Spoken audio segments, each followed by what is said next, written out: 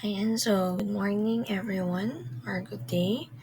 So now we will be tackling another topic, which is burnout in athletes, understanding causes, effects, and prevention. So now let's take a look at this image. So what do you see? Okay, so as you can see in the image, this athlete is physically lying on the ground, exhausted. But more than just being tired, this could be a sign of something deeper, which is burnout. So, what is burnout? What is athlete burnout? So, burnout in athletes is a state of emotional, physical, and mental exhaustion caused by prolonged stress and excessive demands from training and from competition. So, you might think of it as overheating. Sasakyanan pa no na nasobraan o gamit no, nag-overheat no, when a machine runs too hard for too long without enough rest. Okay? So number one, emotional and physical exhaustion. So this is when an athlete feels drained, not just in their body, but in their mind. So they might lose their passion for the sport.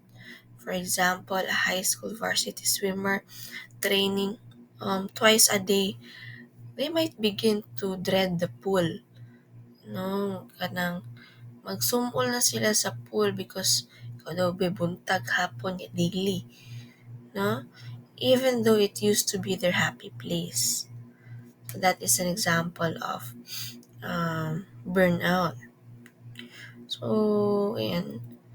Now, have you ever felt so exhausted, physically or emotionally, that you just wanted to stop doing something you used to enjoy? Na-try na ninyo. Okay, so number two, reduced sense of achievement. So even when athletes continue to feel, to train to win, no, they might feel like it's dili pa siya enough. No? Reduced sense of achievement. They don't feel proud anymore. They feel numb. No? Bisan pag madaog ka, gold, you may not feel joy, no? Na ang na-feel lang nimo instead of joy, relief. Pag na-relieve lang ka na, it's over. Okay, so number three, loss of interest in sport. So burnout can steal the joy from something once loved. Nawala tong interest. So a player who used to love the game might now avoid practice, tapulon, feel lazy, or even want to quit. Okay?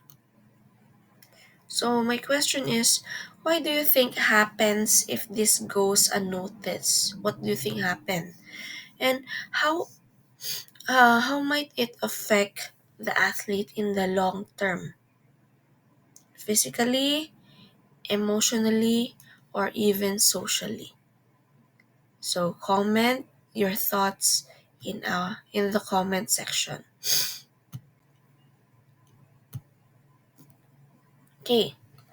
So what you see here is just more than a list, but these are warning signs that tell us something important about how our mind and body respond to stress and overload. So even though dili ta mo ingon, pero atong body maningil yun na atong body. Okay? Because again, based from our previous lesson, our mind is connected to our body. Okay? So whether you're an athlete, a student, or any part of an organization, so it's common to face pressure. Pressure from the parents as a student, pressure from our coach, or vice versa. No?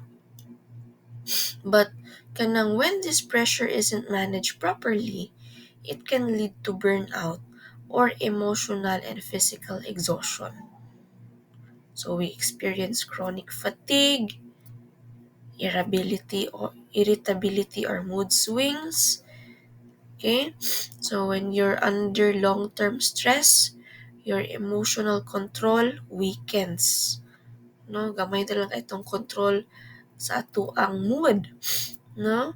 Gamay bikil, dali ra kay mairita. So small problems can feel overwhelming and your reactions might become more intense or unpredictable. No, ano mahitabo man because stress hormones affect brain areas that is connected to our mood. Okay? And it results to decreased performance and detachment from teammates or coaches. So when people experience emotional strain, they often pull away from social circles. They feel disconnected from your group. That's why they avoid their friends or they lose interest in team interactions. That could be a sign, no, that could be a silent sign or signal of burnout.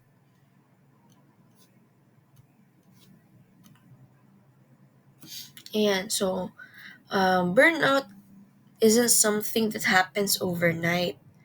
So, it's usually the result of ongoing stress, unrealistic expectations, and physical or emotional exhaustion.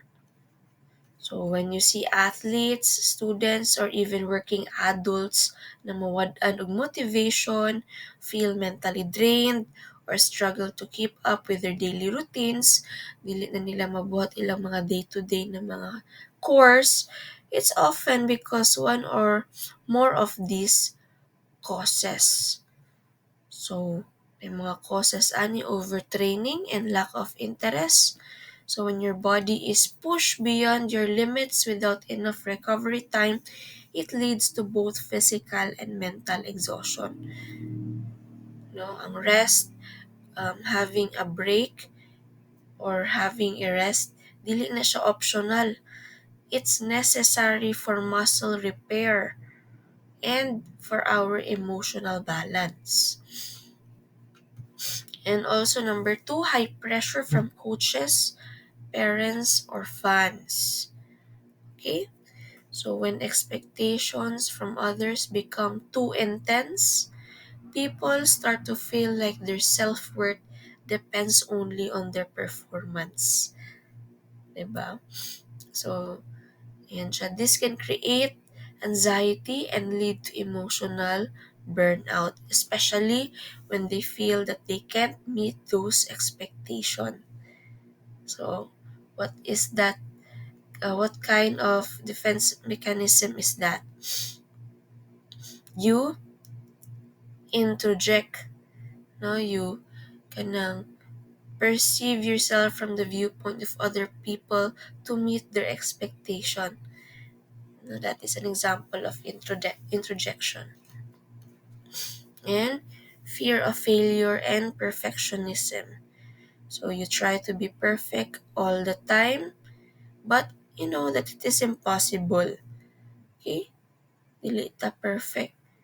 But many high achievers set standards so high and they feel constant fear of falling short. No? Na sila fear na taas kay sila giset na standard and mahadlok sila nga dili nila ma-meet na nga standard. And then last, lack of autonomy. So they feel that they have no control over their schedules, over their decisions, over their actions, and they lose the personal motivation to succeed. Okay? So, my question for you, can you think of a time when you or someone you know felt burned out? And which of these causes do you think was the main reason? Based sa atong na-discuss. So, kindly share that sa ato ang comment section.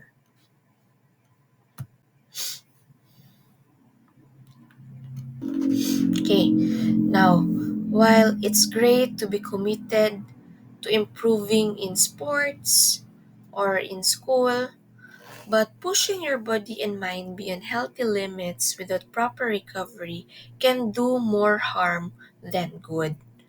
Okay? So, too much intensity, not enough recovery. So, training hard again is important, but so is rest. No balance. So, everything you do in moderation. No, more than or beyond that, that is not healthy. Okay, and when athletes focus only on intense workouts without giving their body time to heal, so performance actually starts to decline. So ato ang muscle joints and the mind need time to recharge. Okay, so kung mapansin na ninyo na nag-decline na ang performance sa inyong player, maybe tagay po siguro rest, tagay po inyo break ang inyong athlete. So physical exhaustion leads to mental fatigue. Okay? When your body is tired, your brain starts to suffer too. No? So decision making, focus, and emotional control weaken. No? Vulnerable na to ang mga decision making kaning to ang sa tawagan ni ability. And this creates a cycle where both mental and physical energy run very, very low. Kung gamay kay tag energy, that makes even simple tasks feel difficult. Dili na ta kabuhat og mga simple na task because baba na kayo tong energy. And injuries become more common. Okay? So, overtraining causes physical stress to pile up, and it makes our body vulnerable to injury. Sa mga injury, mga sprain, muscle tears, strain, or any joint issues can result from skipping recovery or training too often without enough variety or balance. Okay? That's why no, training hard is only half the formula for success. The other half is recovery. Okay? Rest allows your muscles to repair and your brain to reset. Also, your motivation to stay strong. Kailangan balance rest and train. No? Recovery and training. No? Without it, both your health and performance are at risk. Okay, take note with that. Okay, perfectionism and pressure. So, number one is unrealistic self-demands. So, ayan, sometimes we set expectations for ourselves that are too high. Taas kay tag expectation. So, sometimes we aim na mag-top 1 sa board exam. Perfect score, perfect exam.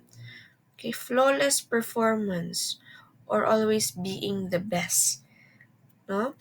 So, while ambition, no, wala may masamang mangarap, it pushes us forward when the bar is set unrealistically high, so it becomes a source of stress rather than a motivation. No? And it often leads to disappointment, self-criticism, and also burnout. Number two is external pressure to constantly win. So, ayan, coaches or even parents can unintentionally put pressure on you to maintain top performance all the time. No, sa high natin mga coaches na muhatag og pressure sige pag madaog ka kailangan madaog ka kun dili bilin ka sa national, 'di ba? Sometimes they will unintentionally add pressure to you.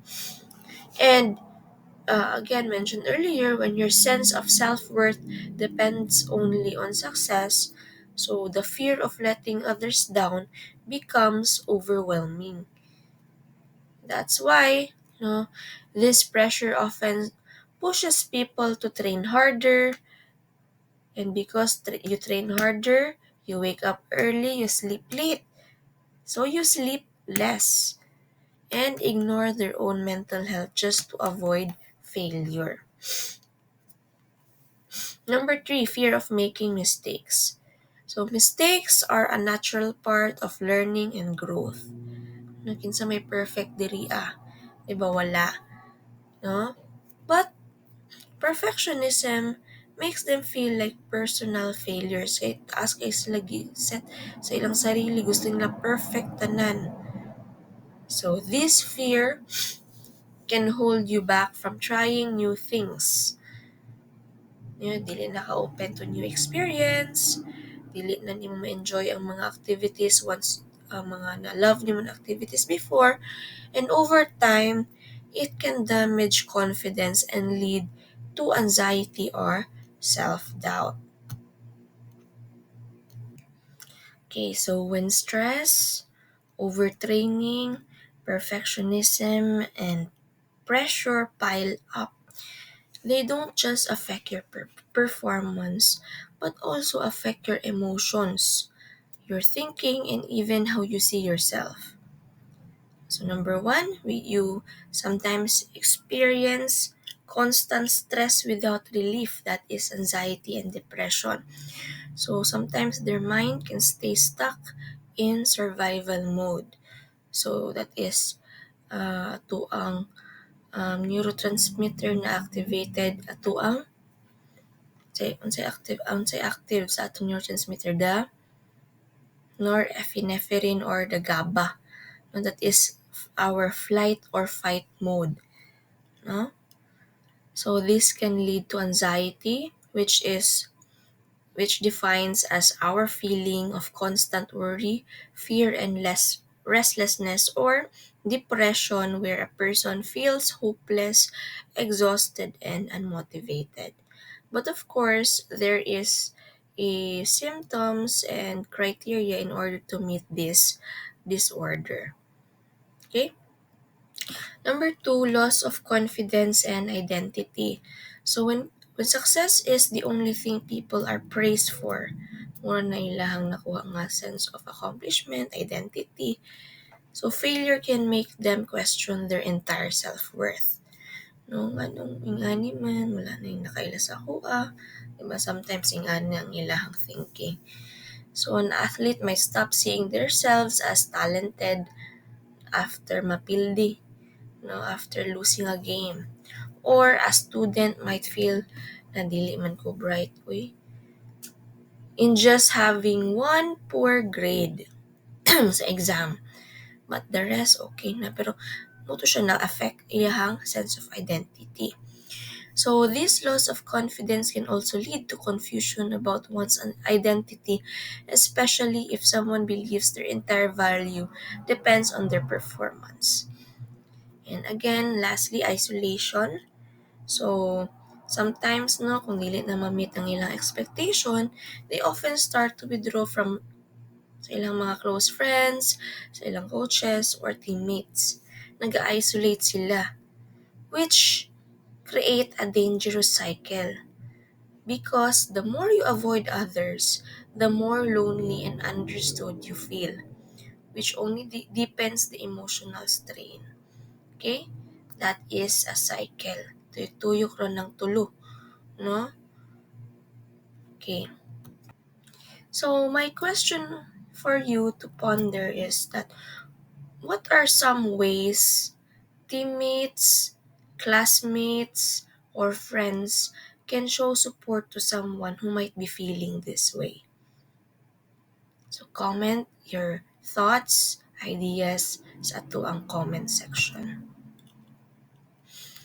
So when we think of burnout, no, we often picture mental exhaustion.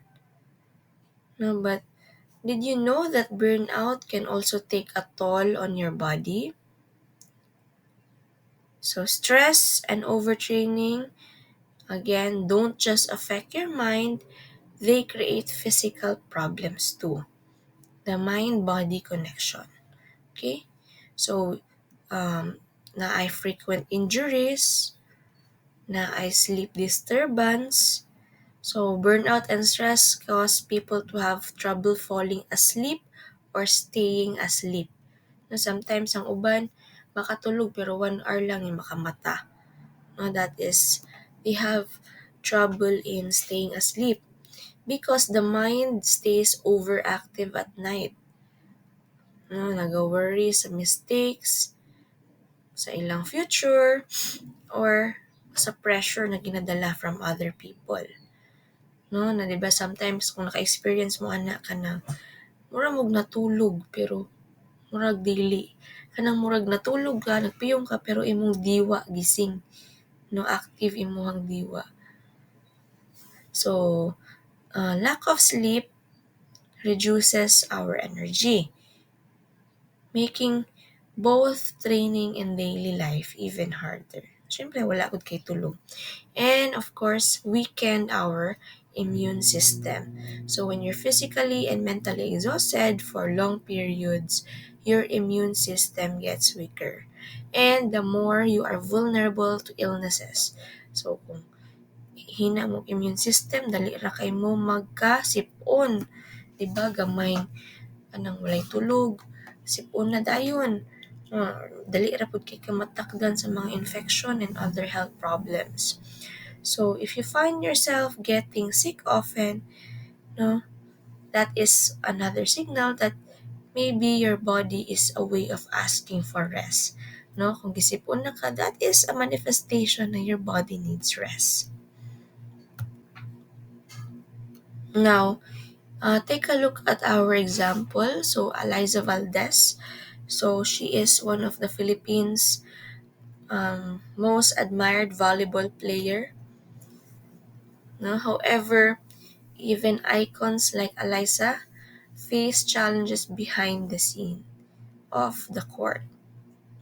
So she faced pressure as a national volleyball icon because of her success, her fame, and expectation from fans, coaches, and even herself.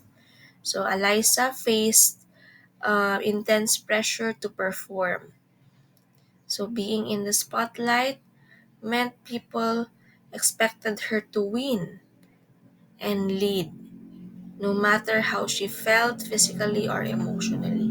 So, ang mga fans, no, sahay, wala na ilabot kung saan ay mga challenges na na-experience ni Eliza. Ang expectation nila is kailangan mag-step up si Eliza, dapat ka nang mag-lead si Eliza sa ilahang game.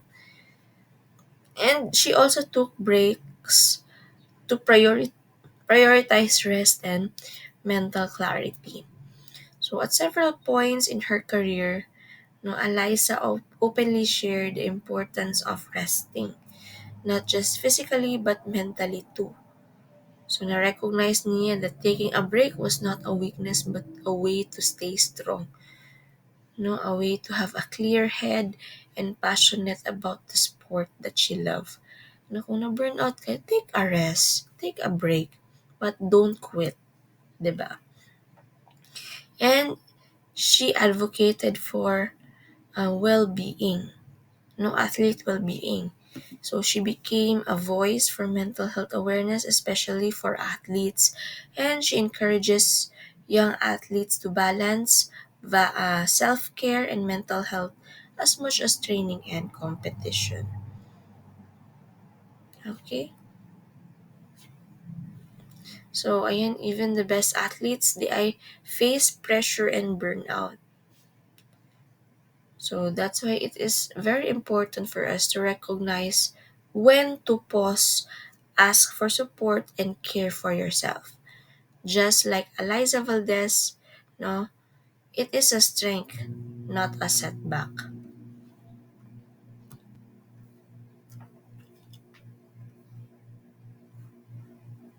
Now, we talk about stress, no, and effects of burnout. So how can we manage it? Okay? So we need to have coping strategies because these are healthy actions that helps us build to prevent burnout. Okay? So number one is time off and active recovery. So taking breaks is not about quitting. Nag-take ra kag break. It's not giving your body, it's just giving our body to recharge.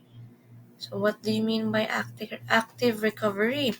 So active recovery means that doing light activities like stretching, yoga, or rather stopping completely. So when we say active recovery sa imong sport, so instead of resting, mahigda lang ka tibok adlaw, dili nga na. No, tanaw kag TV. Active recovery is that magbuhat kag cross training. That is one as a type of active recovery. Cross train sa other sport. Nagya po physical activity involved. Mag-walking, no? Dili nimo stop completely. So, you stay healthy without overloading yourself. Okay? And lastly, talking to a mentor or I can hobbies outside of sport. Okay, so you are more than just an athlete, a student, or performer. So finding hobbies like painting, music, writing, or anything, no, kanang develop new skills and maintain balance. So doing things you enjoy and outside of your routine can give your brain the break, no, it needs to avoid burnout. So when you say break, no, you can engage sa inyong mga hobbies and talking to a mentor or psychologist. So sometimes the most powerful tool against stress is opening up. No? Just sharing something or anything sa inyong friend, sa inyong coach, parent, a trusted friend, or a psychologist. Di ba, mabantayan ninyo pag mag-share after ninyo mag-share sa inyong problem, maramog nakaginhawa. Malighten ng inyong load. Because talking about your thoughts can help you manage pressure and understand yourself better. Diba? Because sometimes when you verbalize things na dili lang sa imong own huna-huna, madunggan nimo na gina-share nimo, gina-verbalize nimo imong problems. In that way, sometimes, diba, ma-process pa ito ang itong kaugalingon na tama po din, no? Mali din, no? Diba? It helps you understand yourself better. So my question for you, which of these coping strategies do you already practice and which one do you want to try? So comment down your thoughts. So now the smartest move is not just to cope with stress after it happens, but it prevents it before it starts. So that is saying prevention is better than cure. So here are some simple strategies to stay balanced and motivated while chasing success. So number one is to schedule rest days. So rest days isn't a reward, that is really part of the training. No? Dili siya reward kung mingon ta mag-rest at ta. That is part of training, resting. Because our muscles need time to recover. Your brain needs time to recharge. Okay? So rest is what helps you stay in the game long term. Pang long term ng rest, kung magsige kag training every day, 8 hours per day, tanaw na tong makalahutay bata, maabtan ba kag isa ka bulan na. So rest is what helps you stay in the long term. Number two, vary training routines. So, tagaay pag variation ang routines, no? Repeating the same drills or exercises over and over can wear out your body and your mind. Ano ta nanapod kani nad na ko ani, no? So switching routines like adding new exercises, trying cross training, or mag-mix baka og mga drills keeps you engaged and reduce both and physical strain. Also, di ba, pag na mga bago, ay, kani, lahi na pod. So, na ma-excite ato ang brain, no? Dili ta ma-bored. And lastly is to celebrate effort, not just result. Okay, success is not only about winning, no? Or really it varies person to person. But actually, it's not always about winning medals or scoring the highest grades, but growth comes from the work you put in. No, unsa imong effort na gibutang ato na butang, that is growth, no? Even though na dili perfect an outcome, but naa kay gibutang na effort so that you learn, naa kay learning na nakuha, no? So ayan siya.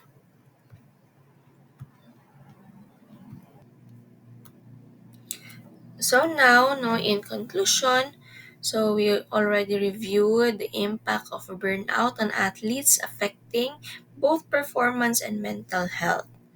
So burnout hinders our overall well-being. Prevention is vital for enhancing performance and longevity in sports. And support and awareness are essential for building stronger athletes. So those are the things that you need to remember.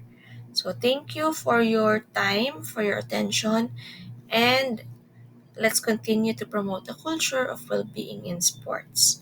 So take note also for those questions that I ask you in between these slides. Kindly comment these your ideas in our um, kaning comment section because this will serve as your attendance and one-liner, non-shy points.